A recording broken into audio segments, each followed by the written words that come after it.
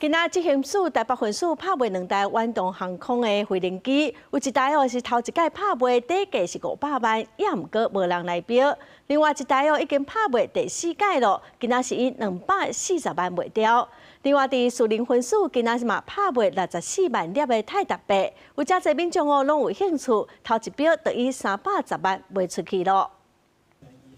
伫拍卖会现场，有人专工来注意这个拍卖物。所有的航空器那是 MD-82型的客机远东航空的2台 MD 客机，一个欢迎拍卖会名单内面，其中一台是第一遍拍卖，底价只要500万，不过11个拍卖会无人得标，宣布流标。其中一架是无人应买，那我们会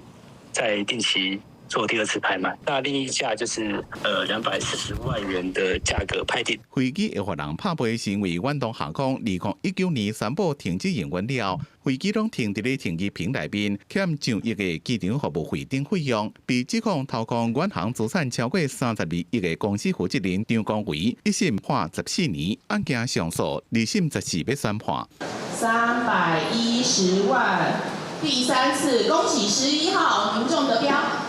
执行署11分署伫双11这天连续举行拍卖，尤其是树林分署的拍卖标的，包括涉及诈骗案的飞翔科技64万粒的泰达币，价值要到2000万，拍卖数量也是史上前3多，分水几落标，才第1标就真侪人画价，上尾顺利得标。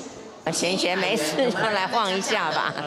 目前来讲稍微便宜一点。希望用这个大家很熟悉的这个购物节的这个概念，结合民众生活的认知，那推广我们行政执行署的拍卖的活动。这回拍卖日子是特别紧过，发布部主张讲，希望会当带动买气。伫双11购物节这天，毋但是民间企业伫咧送优惠，就连欢喜拍卖市场也得到这边的风潮伫咧推动。记者综合报道。